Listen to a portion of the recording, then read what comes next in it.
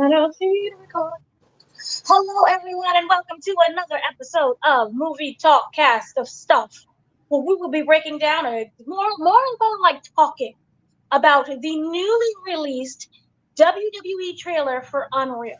This is going to be a Netflix six-part documentary series that is coming later this year about basically ruining wrestling for all of us. But no, what they how they describe it is going behind the scenes to learning how wrestling comes together and how the biggest show of the year, WrestleMania 41, it came to be. And one of the multiple matches that they are focusing on, but one of the huge main ones that they showcased within the trailer is the big John Cena turn when we had him in the what was it was it a four way? I believe it was four way Yeah, match yeah. between CM Punk, Cena, Seth Rollins. I am very old, and someone else. Darn it, this was in April. My brains are fried. But the biggest thing about this from the big takeover was when John Cena turned heel Yeah. and started to work. He sold his soul to the devil, also known as Dwayne Johnson. And also within that whole show, we had Jade Cargill versus Bianca. It was the four way. No, it was the cage. I am forgetting words so terribly. But it was the big one where it was Jade Cargill versus Liv Morgan versus Naomi. Alexa Bliss and Naomi. And that's Mhm. when Jade Cargill did the big thing was she came down into that whole ring and she tore Naomi's butt to pieces because it was Naomi who betrayed her and threw her on top of that car. And that became one of the biggest, female storylines of that year. And of course, we have CM Punk doing his own little thing, and we have Cody Rhodes doing his thing, and we will discuss basically everything that's going on with this trailer. I am your host, Dana. I am joined by Mr. Danny Martinez, who is some Kayfabe is in. We will discuss that as well. So, what were your initial thoughts on this lovely docu-series that's supposed to be real? I can see this as something that new fans will. I keep on saying this all the time. Wrestling nowadays is not for us. Well, WWE specifically is not for us anymore. It's not for our generation.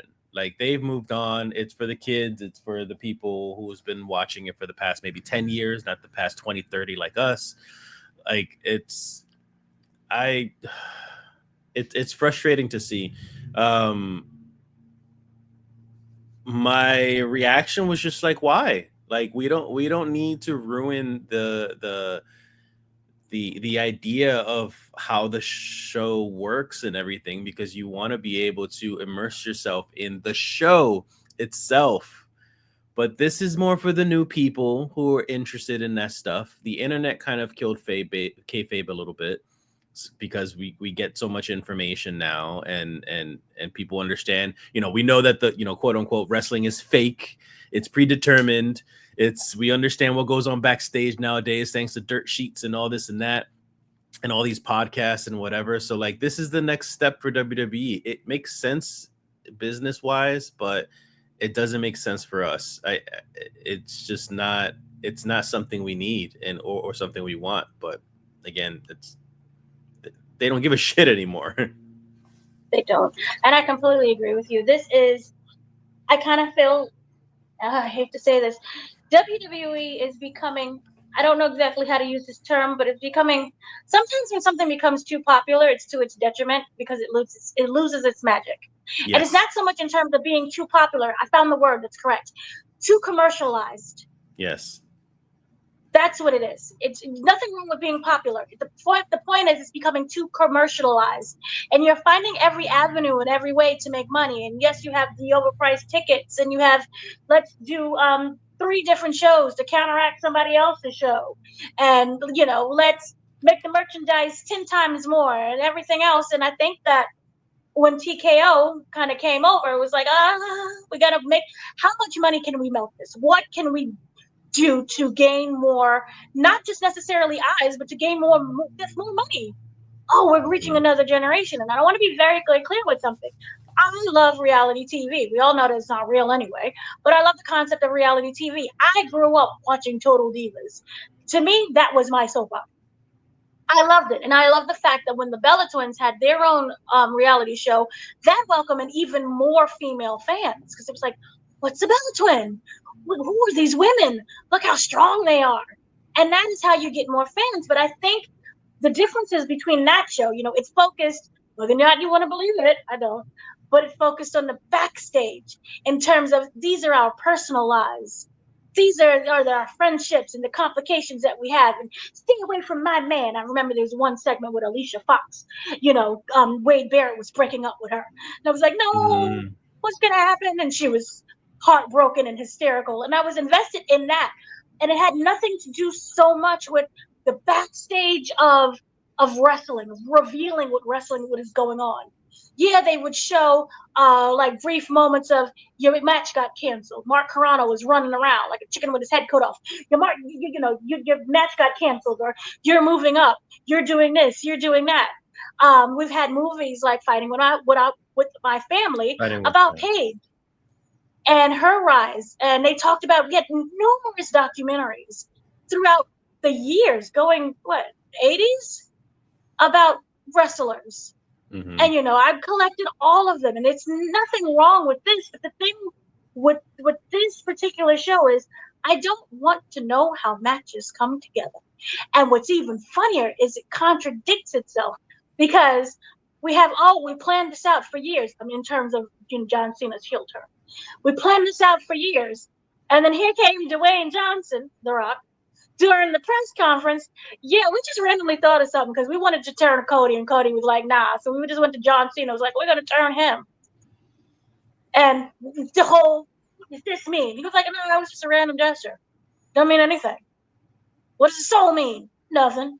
But how they see it in the trailer, if you watch the trailer, and then we're gonna say like this, and that's when you know the cue. And this is what we're getting, and we're getting, to me, it's fancy BS. So I'm kind of wondering, is it a way to protect the business by having Dwayne Johnson say, no, we just randomly thought of this. And then now here's the show. Oh, then we'll have another press conference with him. No, it was really well thought out. It was planned. This was a whole year, probably a year and a half in the making. We'll have little draw boards and stick figures and how we angle the camera shots. So to me, it's just like it's BS. And I really do genuinely think that on top of commercializing a business to death, they've been trying to win an Emmy for the longest. And I remember Emmy conversations when the first iteration of Total Divas came out. We're going to be a reality show, and look at this, we're going to get an Emmy in this category. And I hate this. I hate this with every ounce of my body. And as you stated before, I don't think this form of wrestling is for us. Sometimes there is magic in knowing, hey, we all know that Big Boss Man's father, you wasn't really in that casket when, not Big Boss Man, Big Show's father wasn't in that casket when Big Boss Man drove it, ran out with it on the gravesite. We know that Undertaker can't really shoot lightning out of his hands. But when We you're a know that kid, Kane, right? you don't know that stuff. And that's the thing, is that you're ruining the fantasy when you offer material like this for those kids. I mean, maybe the kids aren't watching Unreal, maybe it's adults that are. But now that we're adults, Yeah, we understand that that stuff's not real. that is true. That is also very, very true as well. So I think that this again, we're just probably aging out. We're that generation. We're the old ones now. Oh, you old head. You always want things to be the same. This is new. We have AI. So yeah, maybe this is just, as you stated before, this is just not for us and our generation. I will definitely still watch though and be angry as I watch it. But yeah, so we have this whole concept, it's just wrestling. It's fake. It's all fake anyway. And so what I do love about this, there will be some positives, is the fact that it does show real injuries, real concerns, real things that happen. For example, they showed what was it, Bianca Belair and the braid. And when she whips, remember that was a good whip. Oh, that big We had a good scar. whip, Yeah. big scar that was left on the body. And we saw Rhea Ripley talk about how she is, herself regular, but once her music hits, she turns into Rhea Ripley and transforming and creating those characters that we know. So there is positives within that. We also have the return of CM Punk, but I love how they obviously omitted AEW for obvious reasons. I was Hmm. gone for 10 years. Yeah, and you're just now coming back after Survivor Series because you didn't wrestle anyplace else. And now it all makes sense when CM Punk was like, I don't like revealing the business. And he expressed on numerous interviews, because they asked him about Unreal, that he was not happy with sharing all the things of, how to sausage gets made, as he stated. Hmm. So was there any kind of positive that you saw from this? I mean, it for the curious ones. I get that people want to know more. So it's good for educational purposes. I also think it's good, I guess, to understand the business and how hard and difficult it can be, because we all know the internet wrestling community is toxic as all fuck, and they don't understand the way people get booked, why the changes, the last minute changes, especially um how things actually happen backstage. So maybe opening their eyes a little bit, they get to understand more of what they go through, not just the wrestlers but the staff, the production team. I guess that's the benefit from it. I don't know how much that would solve the problem of the IWC, but at least it'll help alleviate it a little bit, because that's never going away. There's always going to be know-it-alls who's saying that they should have booked this, they should have booked that, they should have fired this person a long time ago. You need to hire this person, or whatever it might be. But at least you can get a little bit more of a peek of that, which kind of helps out it, I guess. That's a positive that I'm giving. That's all I got. Okay. What was your thoughts on they went actually behind the control room, which this part aggravated me so much because they showed how, what is it? It's this one. Remember that lovely chair shot to the back, and we got those amazing photos out of it. But Yeah, it shows that how the camera, thank God, I think it's Kevin Dunn. Is it Kevin Dunn that was that's doing the done. camera? Yeah. Done. Thank God they got rid of Dunn. And it showed how like they focused on keep Seth in the shot, get the chair, move this way, how they work behind to make sure that they get the perfect image, and it's not 38 different camera shots within 2 seconds. So I did love some of that. I love you're kind of talking about, we've talked about earlier before when Kevin Dunn was finally let go. We talked about, oh my gosh, it's so cinematic. They bring in the drones now. And I know you're like, I don't like drones. But they do have lovely overhead Oh, shots. I They like do the have really drones. great I love the shots. drones.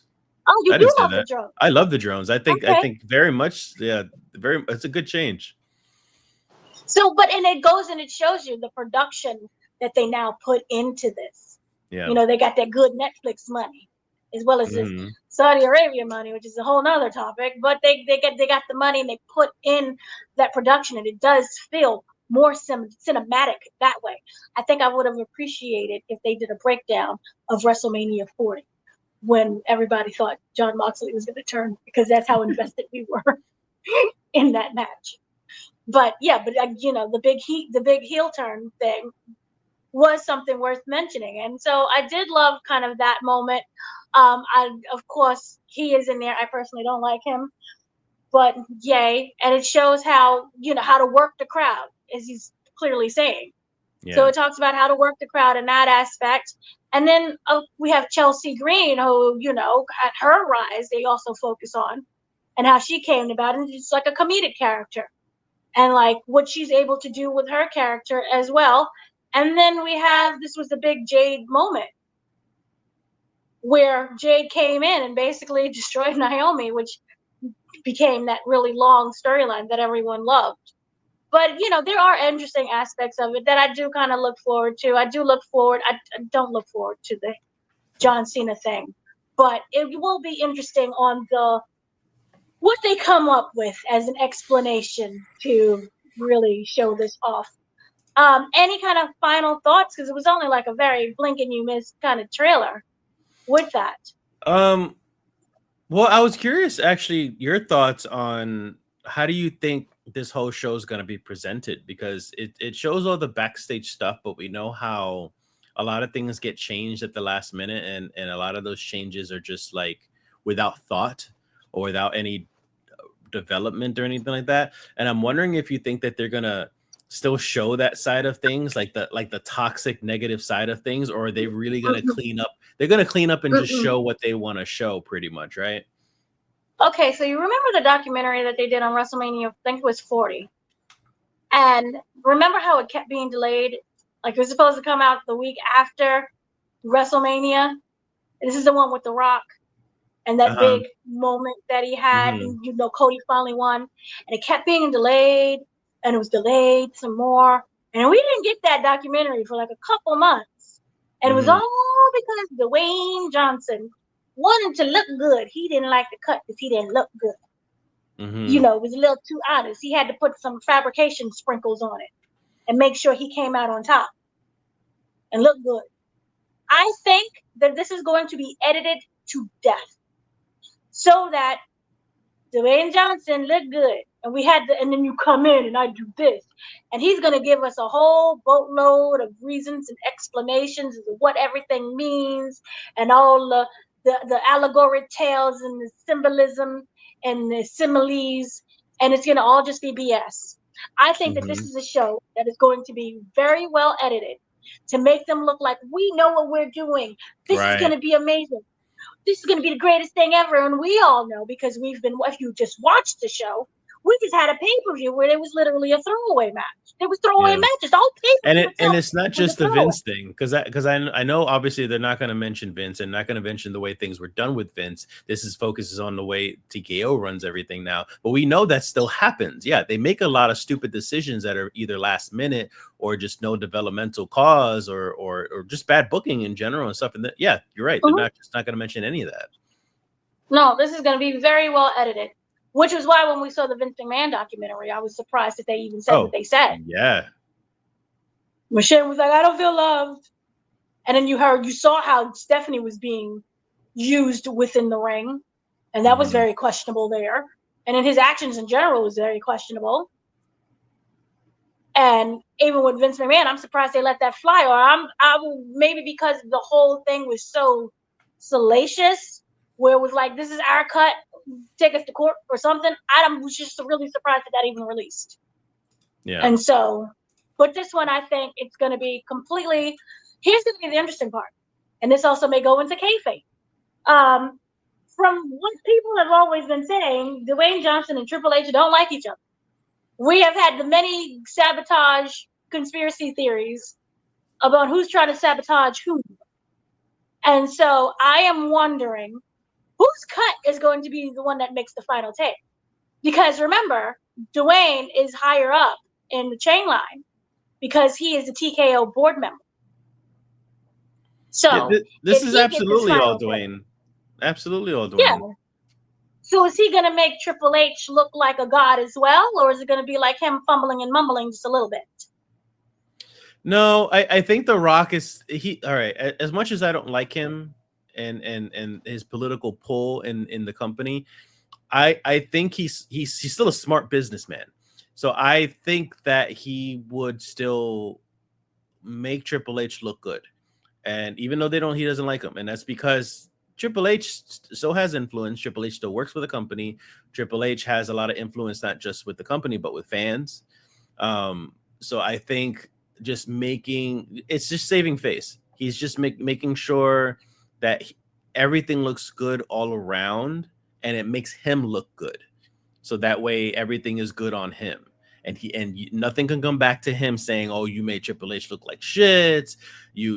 Completely buried him. What an asshole!" And then he loses even more people.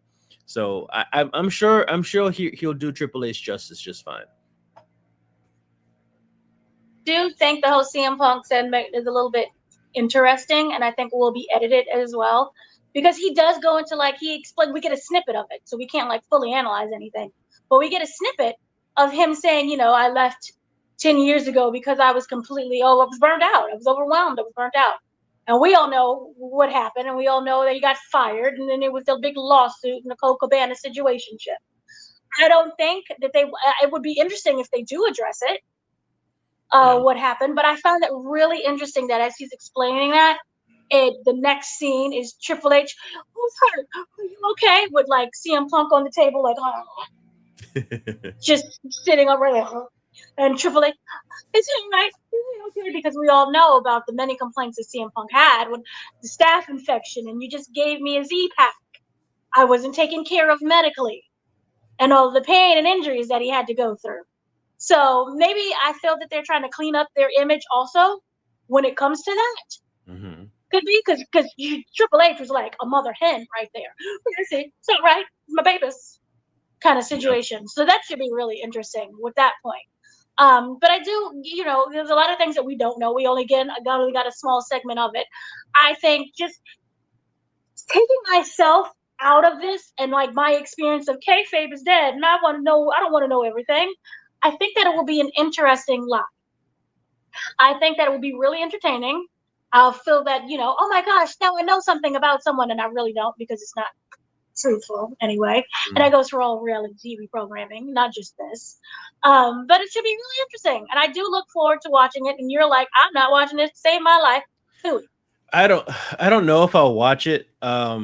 Maybe maybe I'll wait a while, and if I hear anything about it, then maybe I'll give it a glance and stuff. But no, I'm just not. And I'd like to think, I'm not saying that like I know everything about the business perfectly, and I know all there is, but I feel like I know enough about how it all works to where I'm content with it, and I don't need to know more. I'm good with just suspending my disbelief and just having fun with the product as it is.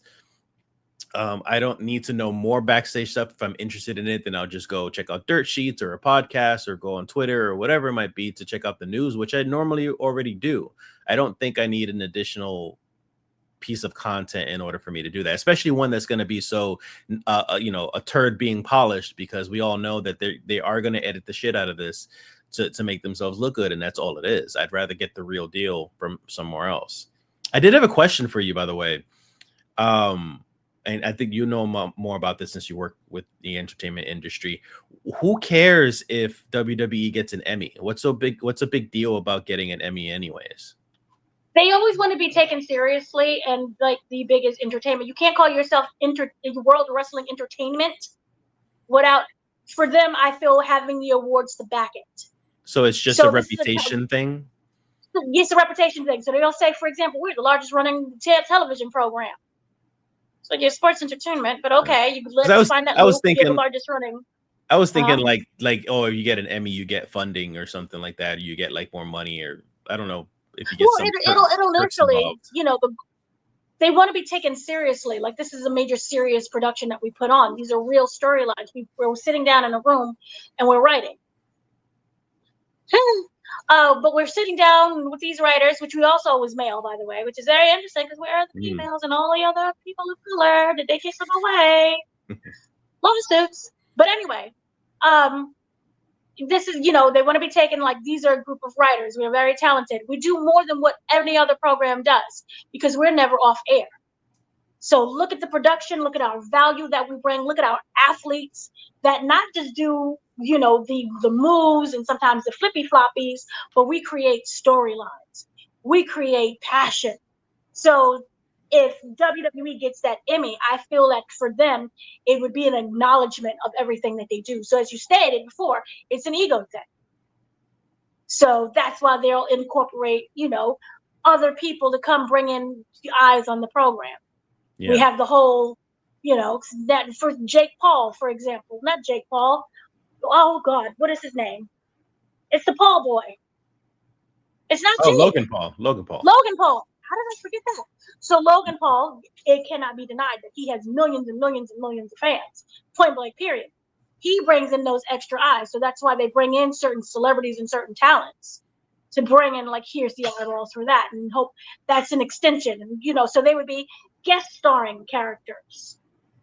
Yeah. for like Emmys. So that's I think it's an ego thing, and you know, you want to be called an entertainment. We encompass all, so give us our rewards.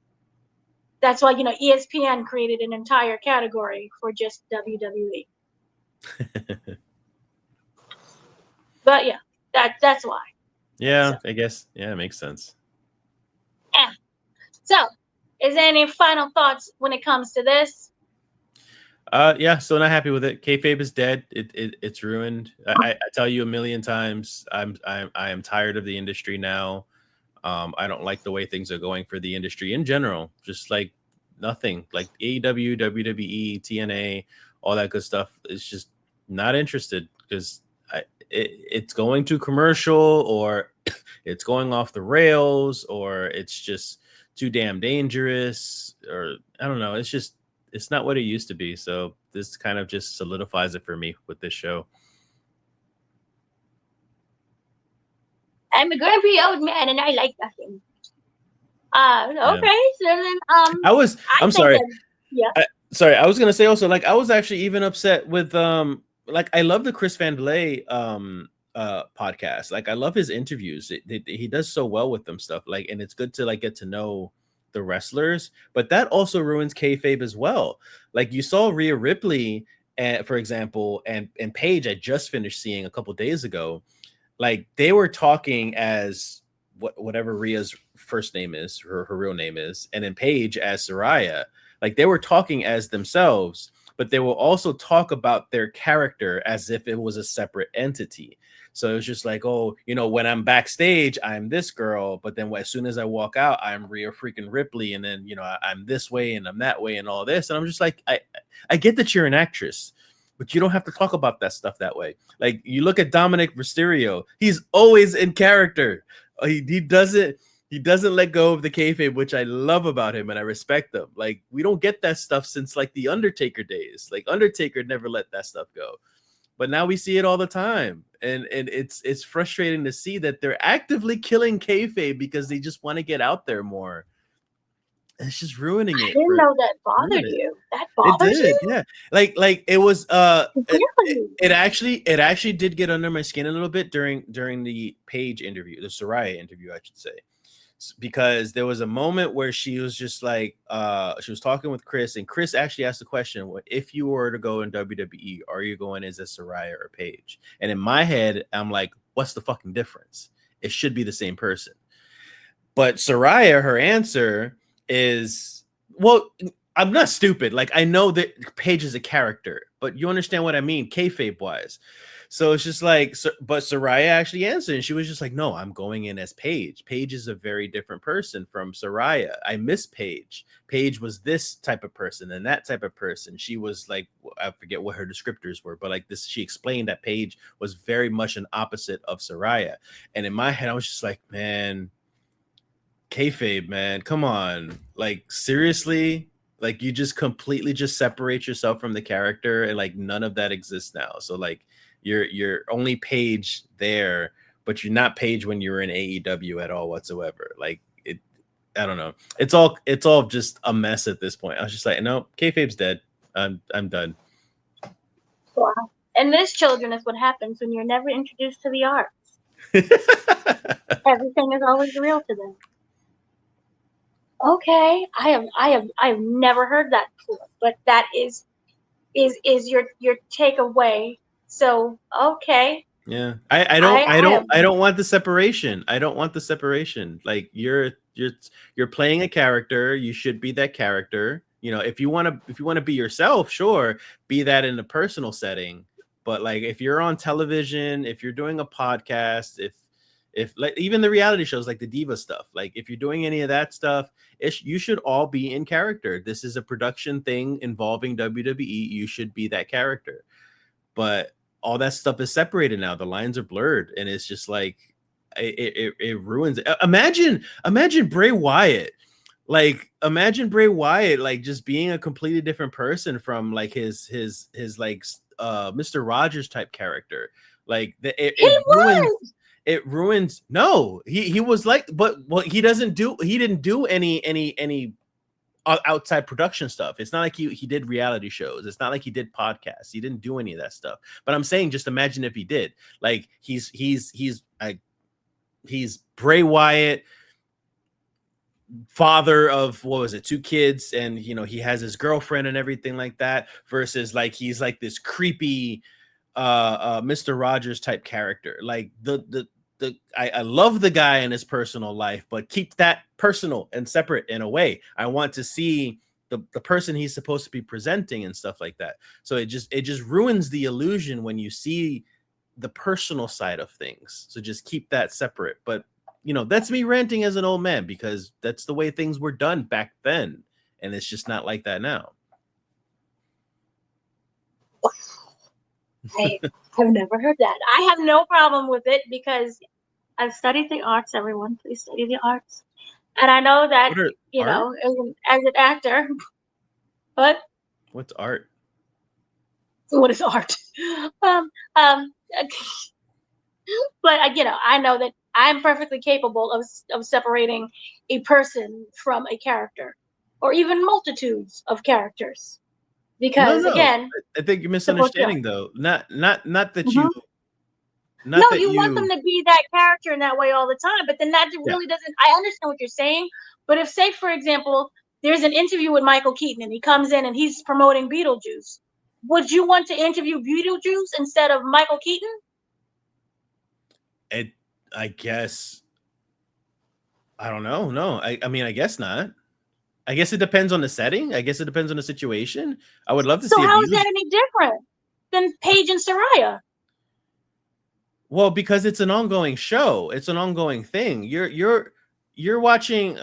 I mean, I get you're right. I understand where you're going with that, but it's like you're watching a 2-hour movie. You're suspending your disbelief for that 2-hour period of time for to focus on that character, but you're investing years of your time with these other characters in wrestling. Like, I've been watching Cody Rhodes since he was Dashing Cody Rhodes, and then he turns into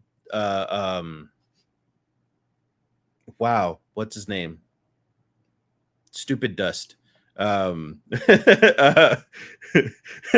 this? What was it? What did he go by? Oh, Jesus. Stardust. There you go, Stardust. Because I was thinking silver. I was thinking silver, and I'm like, Silver Dust? No, it's not Silver Dust. What's his name? Yeah, Stardust. So it's just like, like you see him grow and change to these different characters, and it's almost like watching a novela, and you know, like you're watching One Life to Live for decades, you know, and you're watching these characters develop and change over time and stuff. But then all of a sudden you look at the actor, and the actor is a completely different person, and it throws things off in the novela because you've been watching it for so long. So it's very jarring. There's a big difference between a 2-hour movie and a 10-year run or 20 years or 30 years of a wrestler that you've been watching growing up. That is insane. That is truly insane. So because, say, Cody Rhodes is on a show for once a week, that just doesn't take a break because whatever, he should never be at this point, wait, but it's not like they're working 24 hours a day though. Like, you can be your character. Because it's on and it never ends, you can be.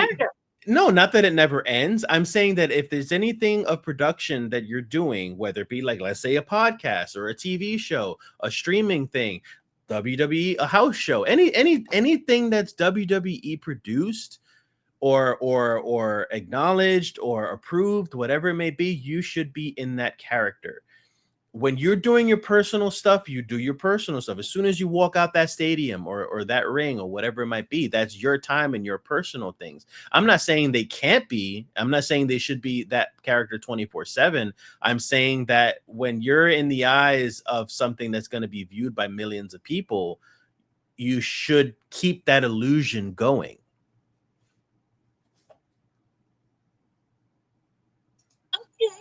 Cody Rhodes, by the way, Cody Rhodes at this point is Cody Rhodes. That's himself. Like there's almost no separation because he's almost playing himself. I mean, maybe he plays an exaggerated version because he's very much like, you know, the homegrown American boy now. That's his gimmick. But it's still, there's still a very dramatic, there's still a change from the Cody Rhodes you see on screen versus the Cody Rhodes that you meet in person. Okay. All right. So we should never know that Brock Lesnar is actually a hunter living in the woods. That is a scary man. That man is a reincarnated barbarian or something. Like, oh, that's the barbarian part, right? That's very interesting. Don't pee on me. Yeah. So those are very interesting thoughts. We will see what ends up happening. He says he might not watch it. I will definitely watch it. So I will definitely talk about it and see whether You're or gonna not report it on is it? worth. Yeah, because like Yeah. I'm intrigued. Again, I'm able to separate characters. I'm just upset more about the fact that we're going behind the production. Wait. But all on top of that, we're I'm not already gonna let that yeah. little comment slide. I know how to separate characters. Don't talk like I don't know how to separate characters because I do. I get it.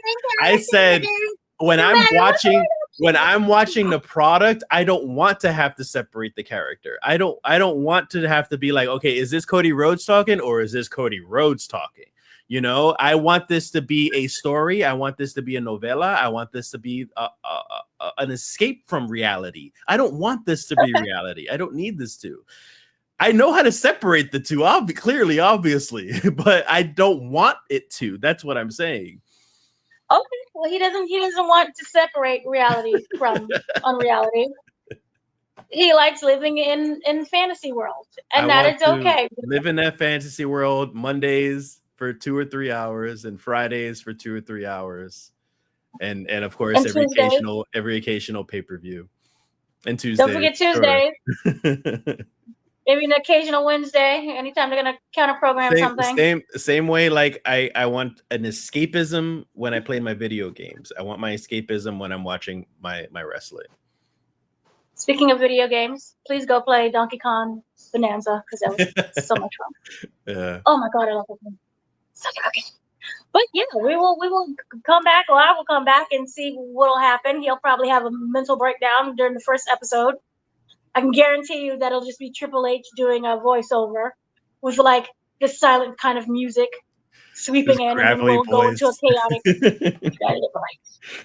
We'll go into the the control room. Will be P.S. Michael Hayes. Oh Jesus, I can't stand. Why is he still there? But no, he'll still be there, and the other male writers, and then they'll break down everything that'll go down and make it seem like we thought everything out. So it should be fun. We will analyze the live when it comes on. So that is basically everything that I have to say. I know that he is still steaming and boiling and very angry and upset that he had to learn that The Rock's real name is Dwayne Johnson. What? See? What? Ava is his biological daughter. What? Yeah. So You and her real ruined it name for is me. not Ava. You ruined I it ruined it for him. Everyone, I'm so sorry. So we will be back later soon about that. Check out our other stuff on the website. We just did talked about the Mortal Kombat 2. There's a bunch of more interviews that will be posted and more conversations that, of course, will be interesting. So I've been your host, Dana, joined by Danny, They Killed Kayfabe Martinez. Have a great day, afternoon, evening, whenever you're watching this. Thank you.